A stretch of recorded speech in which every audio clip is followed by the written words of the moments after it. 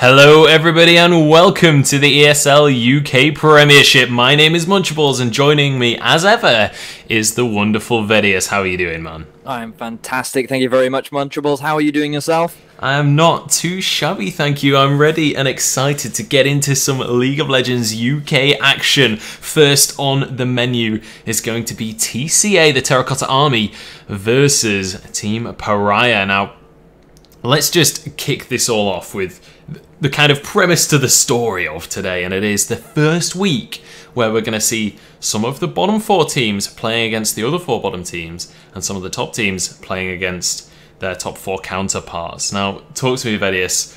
Who do you think is going to be, sort of, by the end of the season, the ones in the bottom half that are starting to get their way towards those top four teams? Well, I think as though it's going to likely be, we have a clear divide between the top four and the bottom four now. Everyone at the top four is either sitting at 4-0 or 3-0, and everyone in the bottom four is basically fighting to avoid, the worst relegation seeding that you can get. So right now you have this TCA UK versus Team Paria. Both these teams want to get as many wins on the board as possible to try and get the highest seed possible to increase the chances of them staying in the ESL UK Premiership. So these games are very important for both these teams. They can't afford to lose these series. And personally, I think it's going to be a tie-up between TCA and XL. Last week, we saw how dominant XL actually were versus FM Esports, one of the top four teams. And TCA against, recently we saw them go up against Exertus. They put up a good fight, especially in the early game, but unfortunately, coming around to the mid to late games, they really struggled to make the right decisions and close things out. But for the side of Team Paria, they're running a bit of a new roster. They're a bit of a dark horse because no one really knows what their plan is, what they're going to bring out. But I'm looking forward to seeing what they have planned. I'm looking forward to seeing how well they face up against TCA. But either way, I know this is going to be a nail-biting match because of how important it is that these two teams take the victory. Yeah, this is starting to get to the stage in the season now where the teams can't really afford any more losses. They need to start to get something up on the scoreboard, and both of these teams are going to be looking to do that today. Now, another thing I'm very excited about is typically throughout the season, we've seen Team Paria play very aggressively, and I mean very aggressively. They seem to be all over the map trying to make plays. Even when they're behind, they seem to be the ones trying to make things happen. And I'm interested to see how well TCA are going to be able to react to that one. I know, especially players like Sean17, the mid laner for TCA, he loves to play aggressive in lane. He loves to try and actively win lane rather than just farm up. So I'm interested to see how that pans out, whether we start to see a lot of skirmishes in the early game between these guys. Obviously, this is the first time that we've seen these two teams match up, so it's going to be interesting to see sort of who is going to be the one with their foot on the accelerator pedal, taking the game in the direction that they want to go. Now, looking at the two lineups, who are the players here that you really want to be watching out for in this game? Well, there are two lanes in particular that I think we should keep our eyes on. The first lane is going to be Sean17 in the mid lane versus Cutie Bacon Piggy. As you said earlier, both these guys very aggressive, and the early aggressive nature that comes from both these teams is largely from these two mid laners. Cutie Bacon Piggy, traditionally, he used to play a lot of Ahri in the ESL Premiership. That was one of his go-to champions, but Zed and LeBlanc are also in his champion pool, things that he does like to bring out when there aren't many other things available. Sean17, on the other hand, likes to play the similar sort of style. From my own experience, I remember being destroyed by his LeBlanc back in the past when I used to play, and he is a very talented mid laner. But having spoken to him recently, he actually feels that he's calmed that aggression down. He actually feels that he's now more of a team player rather than a solo mid lane winner. So I'm looking forward to seeing how well it goes in the mid lane between these two mid laners. I think that it will be very aggressive, but I'm also interested to see how Sean17 has changed his playstyle up to be more team orientated. The other lane I want to keep our eyes out is on Flash versus JB Dutch, because Flash, he was the Hecarim king back in the day. That was his go-to champion, and it was impossible to deal with if he even got a slight lead. So keep an eye out on those two lanes, because if we're going to see action, I expect it to be there. Yeah, I mean, getting into the Premiership in the first place, the promotional tournament, Flash on a couple of the games, almost single-handedly won the game. He played Hecarim, like, insanely well.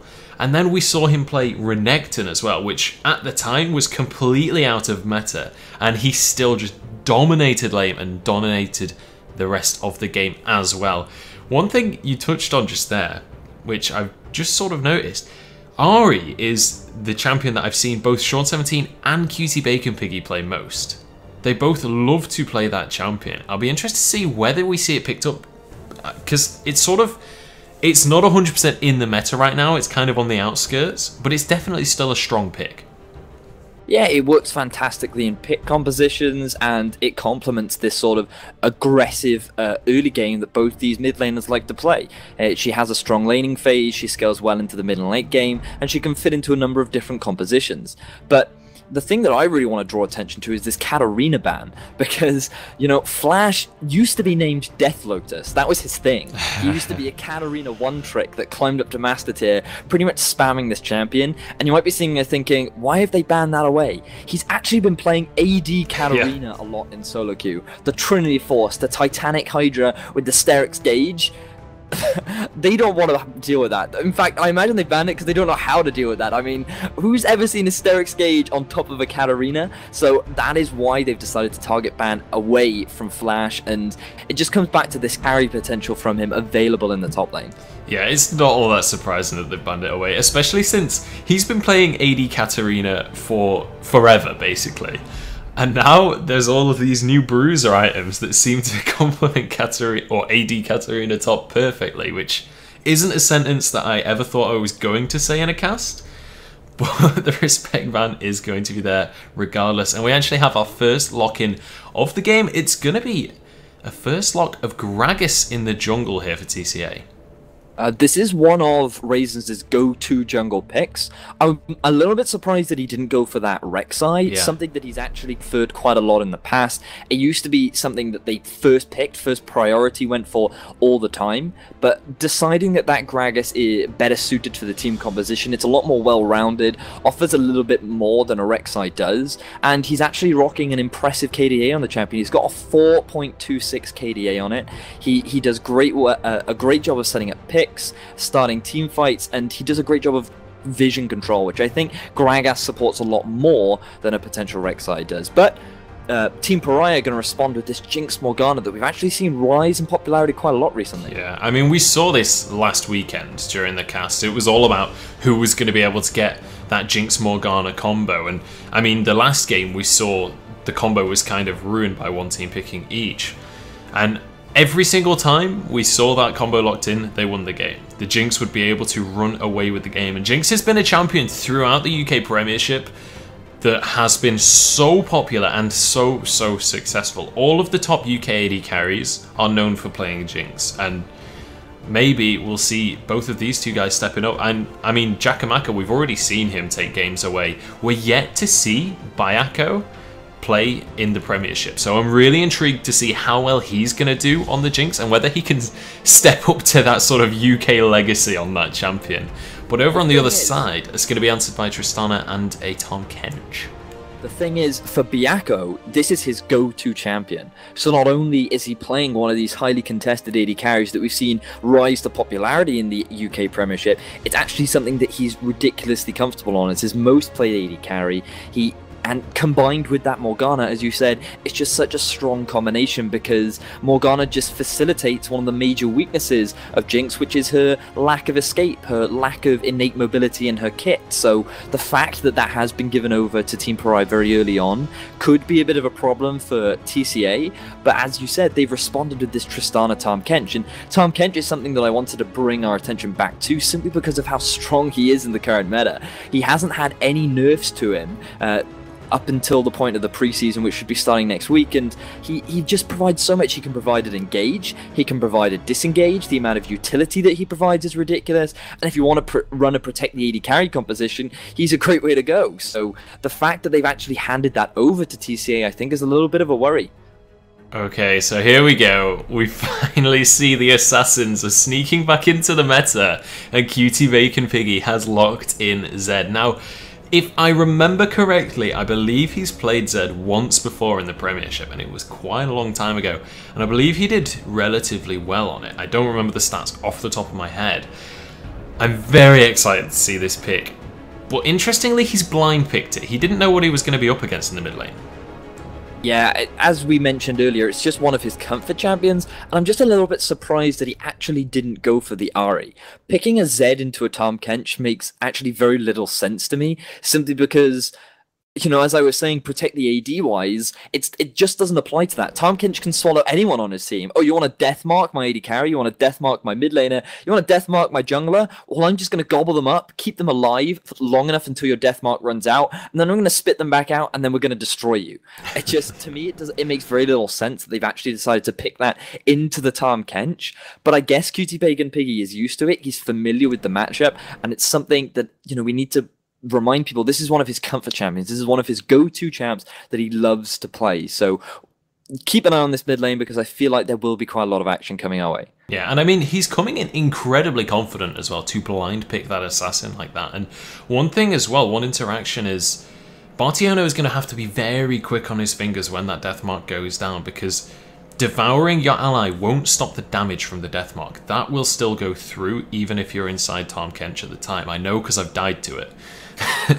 However, if Tahm Kench can eat the AD carry as the death mark goes down but there's no damage on it, that's when the Devour will come into play in that mechanic. And actually, we're going to see a Rumble locked in for the top lane. Renekton versus Rumble. I feel like I'm watching Season 3 all over again. It is so long since we've seen a Rumble in the Premiership. Yeah, it's the main reason for the pick is that Team Paria wanted a bit more ability power. You know, you're running an AD champion in the middle lane, so you need to get that ability power from somewhere else. They decided to put it in the top lane up against this Renekton, another champion that's risen in popularity recently, especially with the introduction of all the Juggernauts and the Juggernaut itemizations. And I think Rumble can do a great job of dealing with this Renekton, but it is quite a skill matchup in the early game. It's a matter of how much JB Dutch actually allows Flash to bully him around.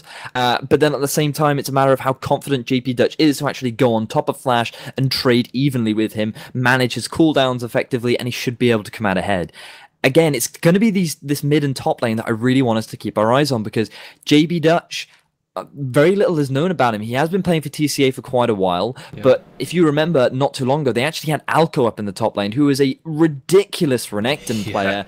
And the fact that TCA still want to keep that around, fits their playstyle, just goes to that early aggression playstyle that we often see a lot of from TCA. This comes back to what I was talking about when they played up against Exertus. They ran a very similar sort of composition where they were able to get an early lead off the back of their laners, but they just weren't able to close things out. They made poor decisions during the mid game. They couldn't quite play around their vision as effectively as they wanted to, and they ended up handing the lead back over to Exertus. So for Team Paria, what they really need to do is try and mitigate the early game. They just need to have a passive laning phase, give their chance for their comp to ramp up, because they do have a great mid game, they have an even better late game, and they just need to buy time. It's just going to be a matter of, you know, Team Paria, they're the aggressive team. This is what we're used to seeing from them. So can they do it? Can they stall the game out and wait for these mid game power spikes, play it out to like a 30-35 minute game where their comp really starts to excel? That's going to be the question. And I think as well, one of the questions for Paria is how well are they going to be able to control vision? When you're running a Morgana, a Jinx, and a Rek'Sai, for example, there is so much potential for you to catch someone from TCA out and just lock them down, take them out immediately. But the question is, are they going to have the vision to be able to pull that off? I'll be really interested to see whether Wigo uses that tremor sense on his passive and try and maybe land a Dark Binding on someone that they can just see moving around or something along those lines. Play with the different tools that they have at their disposal to try and get this composition into that mid game that you were talking about and try and get into a favourable position. But again, they're against the Tahm Kench. The Kench has been unbenched, and everybody knows how well Tahm Kench does against a pick composition. I mean, we saw Tundra so many times last weekend saving people's lives when they got caught by a binding. Yeah, I personally think that Tahm Kench actually does a great job against Morganas. So because if you play quite passively during the laning phase, you can basically protect your AD if he ever gets caught up by a binding. It's just so good for these possible pick composition that there's quite a lot of pick coming out from the side of Team Paria.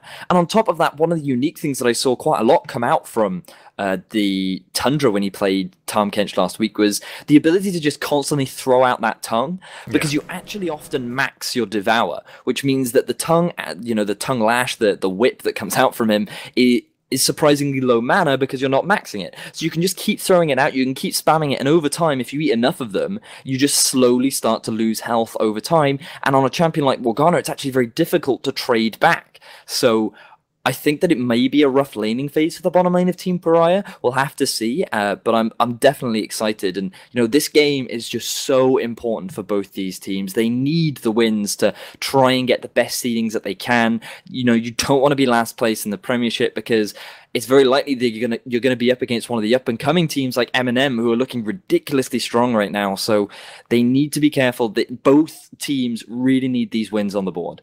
Yeah. Just on the subject of M&M, I'm really excited to see M&M. I'm almost certain that they will make it into the Premiership. I'm very excited to see how well they do. I was honestly very surprised that M&M didn't make it into the Premiership this season. So, I don't know, we'll see. A little bit of hype there for M&M. I'm certainly excited for them. But I mean, we're only just halfway through the season, so we've still got a long way to go before we get to those promotionals. But here we are, heading into our first game of the day. It is Terracotta Army up against Team Paria.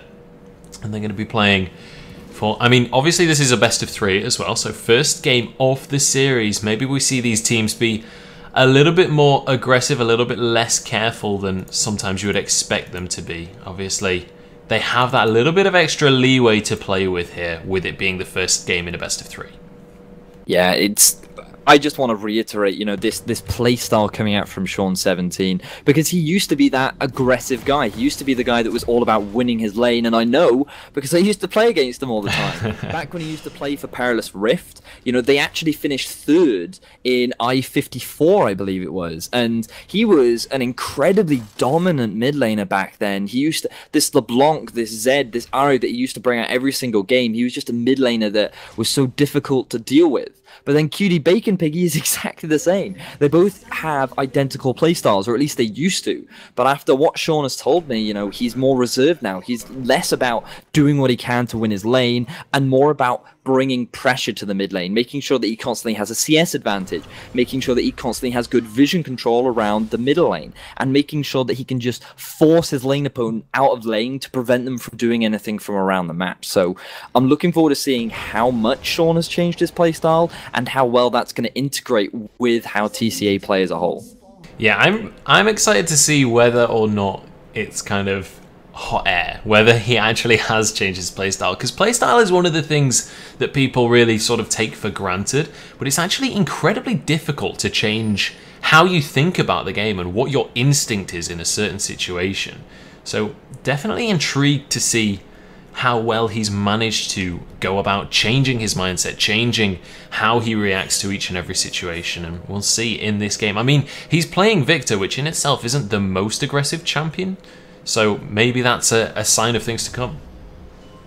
And, speaking of that, Victor, it surprises me that he hasn't actually decided to go for the teleport, because naturally you would assume that a Zed is going to go an aggressive summon a spell like the Ignite, and you could actually gain quite a lot of map pressure by running the teleport, but he's decided that rather than go for that extra map pressure, where you can join fights all over the map, provide that extra bit of split push, he's decided that he wants to play slightly more for the lane. And already, we talked about Sean, he's going to be playing more for the team, maybe a bit more passive, and he's going straight for that early aggression, putting as much poke down onto Cutie Bacon Piggy as he can at this level 1 point. Yeah, well, I mean, poking in lane isn't necessarily the same thing. You do obviously want to get that lane pressure down, but speaking of lane pressure, Giacomakka and Bartiono have hit level 2 first. The Tongue Lash is going to land onto Elmins, but not really going to be able to get too much pressure down. Really intrigued to see how well this bottom lane goes, to be honest. We've yet to see this Jinx Morgana combo fail. However, we've also yet to see Elmins and Biako play. So far, they are getting beaten around a little bit by the tongue of Bartiono. We'll see if that changes in the next few minutes. And this just comes back to what I was talking about when you run this Tahm Kench. You're not going to be maxing that Tongue Lash, and you can just keep throwing it out, and there's no real way for a Morgana to trade back with you. She only has the Dark Binding, and if that misses, then there's very little that you can do. So you're mainly relying on the basic attacks of Byakko to hit Bartiono. And if your AD carry is focusing the support, then that just means Jakamaka has a free target to hit himself. So it's a bit of a rough lane for these supports that can't trade back. And you can see that developing here already with the pretty hefty CS lead starting to develop. Yeah, but over towards the top side, Raisins is looking to get the first gank of the game. Flash here, nice flash over the body slam there. Raisins can't quite find his target, opts not to use the flash himself, and in the meantime, Wigo sees the jungler up in the top side, and he's going to go for a gank in this mid lane. Cutie Bacon Piggy only on half HP, as Sean has found Raisins, and that's going to mean that he is completely safe in this situation. And after all that, just one flash burn. It was a well-placed gravity field coming out from Sean to deny the follow-up from Cutie Bacon Piggy, and he decided that he would just walk away from Wigo rather than have to deal with Cutie Bacon Piggy and try and lock Wigo up.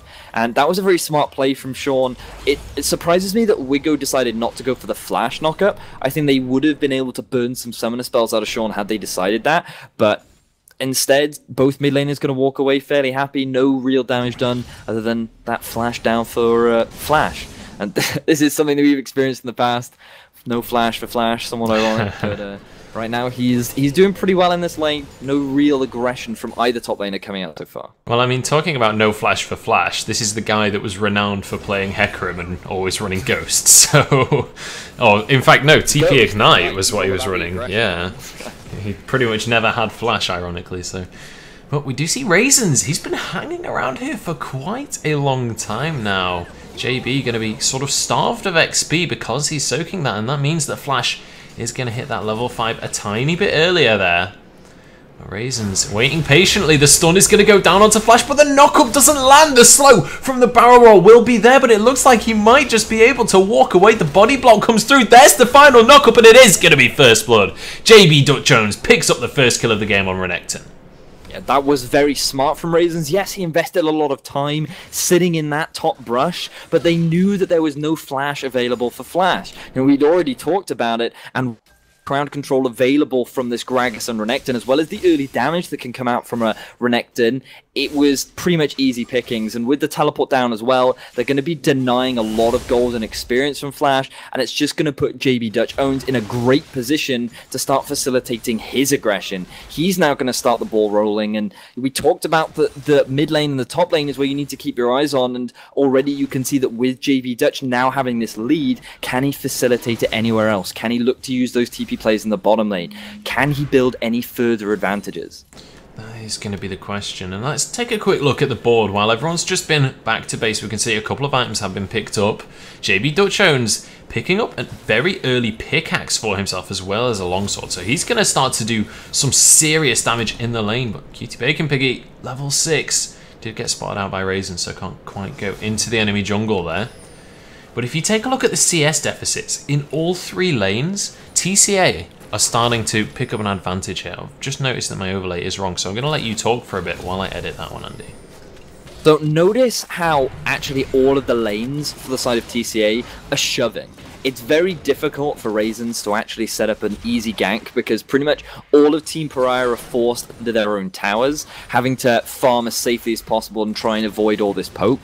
And the only lane that would have somewhat struggled was JB Dutch Jones, where for a long time the lane was quite in the middle. But now with that additional items that he's picked up and with the gank that came out from Raisins, he's also now shoving. So you might think that for Wigo this is actually very easy. He could easily gank any of the lanes, but because they're always forced so low, because of the amount of pressure that's just coming out from all of the laners of TCA, it's actually very difficult to set anything up. He is doing what he can, but it's just so hard for him because his laners are in such an unfortunate position, and this is allowing Raisins to get vision control all around the map. And do you remember what I was saying about Sean changing up his playstyle? Look at all this vision coming around the middle lane. He knows exactly where Wigo is. He knows what he's planning, when he's trying to do it, and this is what I like to see from Sean. This adaptation of having good control over the middle lane, supported by that vision. Yeah, absolutely, and we'll see if they're going to be able to maintain that vision throughout this game.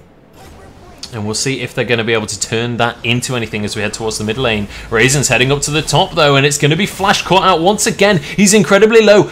Ironically, Flash not available for him, but the equalizer going to go down. Raisin's actually getting chunked out, but he's not tanking the tower. JB coming back underneath. He's tanking the tower this time, and he is going to fall, and it's going to be 1-for-1. Really well played there by Flash. I wanted to give all the credit to JB Dutch Jones simply because of how beautifully he timed the overdrive of Rumble. Notice how he turned into that red meter and he couldn't use any of his abilities for such a long time because of how well JB Dutch Jones timed that. Unfortunately, Flash did a great job of kiting around, preventing JB Dutch Jones from getting any damage back, and Raisins barely hit him at all. I believe he got the vast majority of his assists simply from his Sunfire cape, and I think it was a bit of a misplay for JB Dutch Jones to end up tanking the tower. But right now, Sean in the mid. Sean is in a whole lot of trouble. QT Baker Biggie having to flash away from that Chaos Storm. The Deathmark and Ignite nowhere near enough to take down Victor in the mid lane. And Sean going to be able to win out that trade. And look at the CS lead as well. He is 20 CS up currently. And QT Bacon Piggy has to head back to base. He's going to miss yet another wave. And now we just see Sean swagger on over to that blue buff. He's going to pick himself up that mana regeneration. This is great play coming out from Sean so far. I'm really impressed with how he's managing the lane. Notice how that every time Cutie Bacon Piggy is farming during the laning phase. But hang on, Flash in the top. Yeah, yet again, Flash being ganked once again. The slow is going to go down. He did manage to flash away from the explosive cask, but just not enough. And Raisins is really punishing Flash up in the top lane right now. They're using the item advantage that JB Dutch Jones has, and they're relying on the fact that there's so much pressure coming out from Jakamaka in the bottom lane, constantly forcing Byakko and Elmins under their tower, as well as Sean17 winning out against Cutie Bacon Piggy. It just makes top lane the easiest place to gank, but they're looking for something in the bottom. They certainly are. Bartione is going to be stunned up by the Soul Shackles, but the teleport from JB is going to turn this one around. Jakamaka jumps very aggressively and is caught up by a bind, but there's the flash from JB. Can't quite finish off Jemins, though, I can't say his name. Flash now jumps in and uses that equalizer as JB is going to be slowed down, knocked up, and that's the damage from the rocket. He's down to so low and he finally falls. It's a 1-for-1 though, as he's going to be answered for by Wigo. And that is going to be the end of the action. Everybody's suddenly getting involved. Paria in the bottom lane as all the action kicked off. You saw Team Paria trying to set that gank up with both the Jakamaka and Bardiona overextended just a little bit too much. It does look like they're trying to set another play up, but I think it's very difficult for them to do that. Bardiona recognizes that may very well be people hanging around, and it was just teleport after teleport. Oh, but Cutie Bacon Piggy goes back in. Sean is going very aggressive on this one. Cutie gonna have to use his death mark, but once again having to use it just because he's forced into the fight. He ends up falling, and it's Sean snowballing this lead even further. Now he has a kill on top of the 31 CS lead he has. And this is the difference now between Sean and Cutie Bacon Piggy. Right there, Cutie Bacon Piggy, his natural tendency to be aggressive and to win out in those 1v1s resulted in him overextending, going for a too aggressive play onto Sean, and he gave away his life because he didn't respect the fact that Raisins was nearby. Sean, playing it very calmly, knew that his jungler was there for support. He didn't burn any of his summoner spells. He forced Cutie Bacon Piggy into a very difficult position where he was able to pick up the kill. I'm really impressed with how this adaptation has come out from Sean, and you can just see these two different playstyles and how one is actually coming out ahead of the other.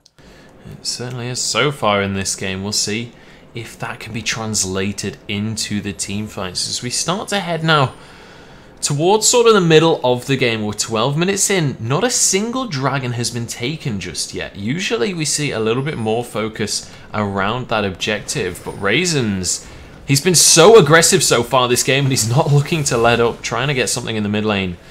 But Cutie Bacon Piggy gonna be able to just jump away with that Living Shadow. And now over in the bottom lane, just trading back and forth. But just look at Wigo and Raisins right now. They've been all over the map, but every single time they go for a gank, it feels like the other one is there and waiting.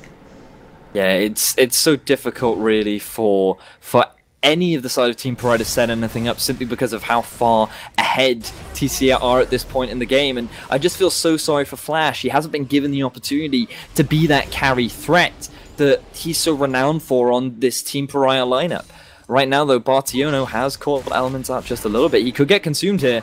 He is going to be consumed. The Devour comes down, and Elements is going to be in a whole lot of trouble. That's going to be the final hit coming out from Jakamaka to pick himself up the second kill of the game. Obviously, got one in that recent team fight as well. And now with the support down, TCA, they're going to pressure onto this bottom tower. They could maybe look towards Dragon as well. And while all that action was going on in the bottom lane, QT Bacon Piggy once again being super aggressive onto Sean. And notice how Sean actually hasn't even burnt his barrier once this game. Every single time QT Bacon Piggy goes on top of it, he just throws that gravity field down. QT Bacon Piggy is forced to go back to his Living Shadow, and it's always Sean 17 that comes out ahead. Right now, though, Flash drops the equalizer. He does indeed, but JB just slices and dices on out of there. And now Flash, if he gets stunned, could be in a whole heap of trouble. He's going to be able to walk away from that one, though. And JB, just look how aggressive he is. Look at this positioning. He knows the jungle is in the bottom side, so he just walks up and starts pretending he's singed. Yeah, this is this great vision control is allowing JB Dutch Jones to be as aggressive as he wants, and this comes off the back of the double Sightstone that TCA are running. Raisins using his bottom lane as support to get those deep vision down into the bottom half of Team Pariah's jungle, and at the moment, it's just TCA's lane control is just fantastic. They've come out ahead in every single lane. The support from Raisins has been great in the top lane, facilitated by all this vision. And it's just a matter of Wiggo. You know, you might think, oh, he's not doing anything, but it's just a matter of he can't. Right now, though, JB Dutch Jones needs to be careful. This might just be Flash's opportunity to get himself back into this game. JB on less than 200 HP. He's going to get a bit of sustain, but that's going to be the Flame Spitter burning him alive. Flash is having barbecue tonight. Yeah, so right there you could see JB Dutch Jones, his over-aggression did not work out for him this time. Flash was able to go back, pick himself up some items. You know, he's managed to complete that Haunting Guise along with the Sorcerer's Boots to give himself a lot of penetration. But Sean's looking for a play on the Piggy. He certainly is. Piggy down to just over 400 HP. But Wiggo is going to arrive on the scene to keep his mid laner alive. That assassin going to be able to walk away with his life this time. But TCA grouping up in this mid lane, they're looking to start the siege on towards this mid tower. And with QT Bacon Piggy so low, they might just be able to pressure this one out. This is one of the big problems for the composition that Team Pariah is running. They actually have very little wave clear to deal with this great siege that comes out from the Tristana-Victor combination. And you can see they are doing their best to try and clear the waves out. You know, and as I say, they have little wave clear, they just clear the wave out immediately. But while all this is going on, Byakko, their primary source of wave clear, is now looking to rotate to the mid lane to help the rest of their team out. But with QT Bacon Piggy going back, it's only a matter of time before the rest of TCA take this tower. That binding so close to hitting Jakamaka there. Oh, Raisins fails the flash. He is going to be able to knock Byakko back, though, as Jakamaka trying to capitalize, but he cannot go too aggressive for that one. Does not want to waste the summoners. And now they pressure onto the tower, but Equalizer has arrived. Raisins being burnt down as Flash tries to be aggressive. A nice Black Shield blocks the knockup as the triple barrel comes out from Raisins. But overall, nobody yet to go down. Lots of people wanting to fight this one, but no one quite able to find that engage. And that was all off the back of Raisins making a bit of a misplay. He's probably going to say to the rest of his team, oh, that was a bit of lag, guys. Don't worry about that. Lag sorted now. Moving on, and it looks like they're going to try and take this tower down. I think they're going to get it. Yeah, they are going to be able to grab that one up. Bartiono gobbles up the croc. And TCA walk away with their second tower of the game. Now 2 towers up. 1 dragon up, as well as 3 kills and 5,000 gold. They are feeling comfortable in this game, but Jakamaka has been caught. Bartiono is there to save him. The Death Rocket sails on by, and they're going to be able to live to fight another day. And now Jakamaka going to try and clear this wave, but Paria are looking to punish the recalls right now. They're looking to take a tier 1 tower. The Death Mark goes down, actually, as QT Bacon Piggy completely locked up. Raisins getting chunked incredibly low, but they just can't seem to finish off these targets. Unfortunately for TCA, they just overstayed a little bit too much in the middle lane. They wanted that tower desperately, and you saw how when that siege started off, QT Bacon Piggy was very low, but then he went back and he had enough time to actually come back with items and full health, and now it was Team Paria that had the HP advantages, the mana advantages, as well as the item advantages, because they were allowed to go back and buy. And because of that, they were able to force their own tower down in the middle lane and get a bit of gold back. That was a very nice play coming out from the side of Team Paria. But with JB Duck Jones being as far ahead as he is, he was able to take his own tower in the top lane. So it was still a 2-for-1 tower overall trade in favor of TCA, and the momentum is still very heavily in their favor. But this is the point in the past where I've seen TCA struggle. You know, yeah, they have great laning phases. Their pressure coming out from Raisins to get vision down, to look for ganks, is great. As well as that, you can see the laners just being naturally dominant during the laning phase, but it's going to be a matter of how well they can execute at this point. They actually have very few ways to set up engages unless Bartiona goes for a flank. Raisins doesn't have his flash available, so he can't go for that aggressive play onto Byakko again.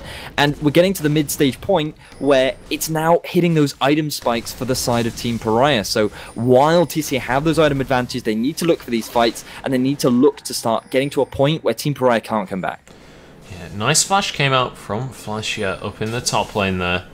Able to escape from the explosive cask from Raisins. So that is going to be on cooldown for a little bit. Sean17 taking away the red buff in the end. With the auto attack no less as well. So neither jungler able to quite land that smite correctly.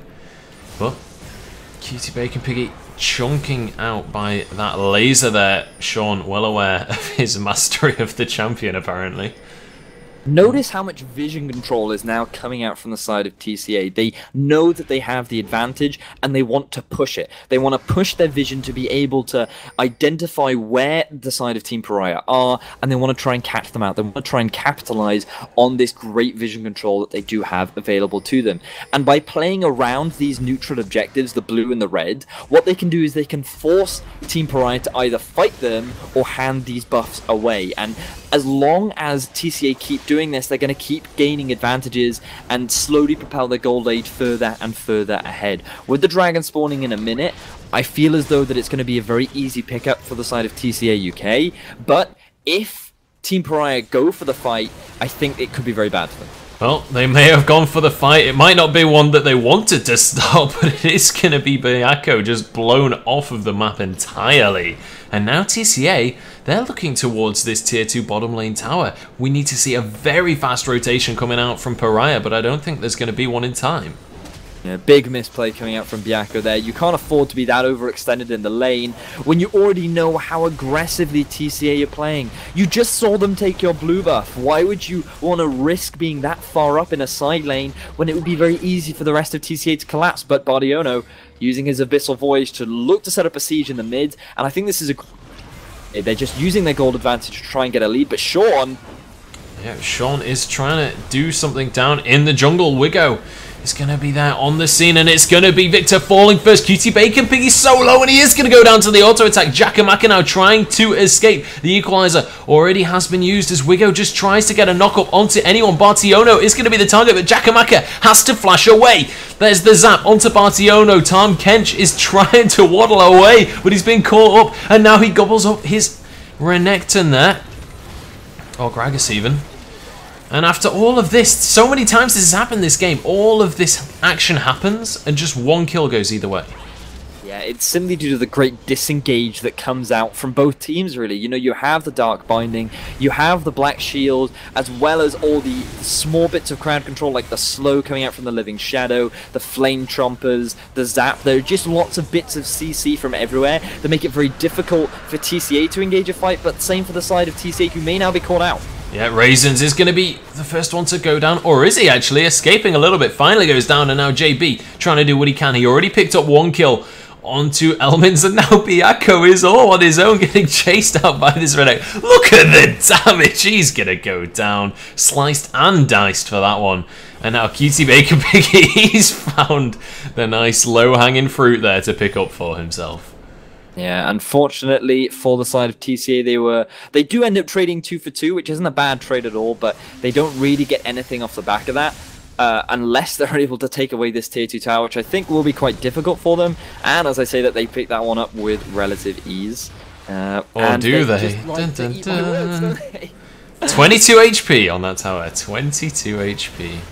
Slight miscalculation, But yeah, between these two teams, it's actually very difficult to set up a fight because there's no natural engage that can come out from the side of Team Paria, and there's no natural engage that can come out from the side of TCA. You might think that it's easy for Gragas to set up a fight, but it's actually very predictable what he's trying to do, and because of the black shield that's available from Elmin's, it's very difficult to set up that explosive casket to try and get a pickup and split up the enemy team. So, as well as that, unless you get the flank with the Abyssal Voyage coming out from Bartiono, it's very difficult for them themselves to set up an engage. So both teams really hoping for someone to overextend to try and get themselves a catch, to propel themselves into a position where they can then look to take these neutral objectives, but neither team is giving way, and right now that's fine for Team Paria. They just want to stall out, they want to try and get those major items completed, stall out for the mid to late game where they can hopefully use the often poor macro play that comes out from TCA fairly regularly in the past.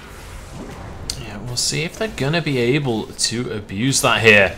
And Elmin's getting caught out by that laser. Jakamaka just steps forward, gets that one last auto attack to finish off the mid lane tier 2. And that is going to boost the tower advantage to 5-for-1 right now. 4 towers ahead. And that is reflected perfectly in the vision control here. Just look at the map and look how many wards are in the blue side of the map.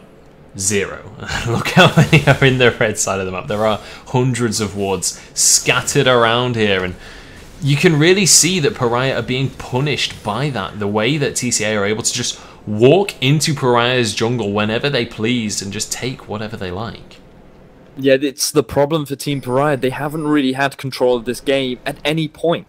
They've fallen behind during the laning phase. The jungle ganks that came out from Raisins just worked out way more in their favor. And even when we saw that great play down in the bottom lane, it ended up only being 1-for-1 between the two teams. So unfortunately for Team Paria, they just haven't been able to get the early playstyles that they like to get, and TCA have played very calm and collectively. They haven't been too over-aggressive. A lot of their plays have been very smart, very calculated aggression based on the amount of vision they have available to them, and this is a great improvement for this team. You know, as I said, against in the past, they used to be very hyper-aggressive, especially in Sean's nature, especially from what JB Dutch is used to. They like to be those carry threats that can run away with the game off of these early leads, and if they don't get those carry threats, they really don't know what to do. But now we can see an adaptation coming out from this team. They know how to get deep vision down, they know how to play around these neutral objectives, and they know how to set up ways in order to extend their goal lead even further. And you can see that as they start to set up around this Baron, as they know that is the next play available to them.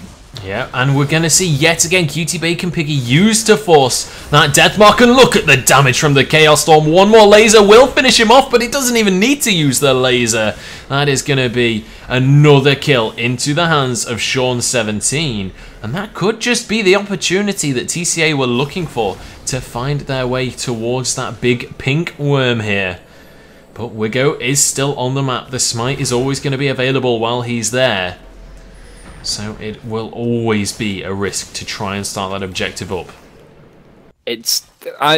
Unfortunately for Cutie Bacon Piggy, he's just playing too aggressively, and it just comes back to what I've been talking about all game. It's these two styles.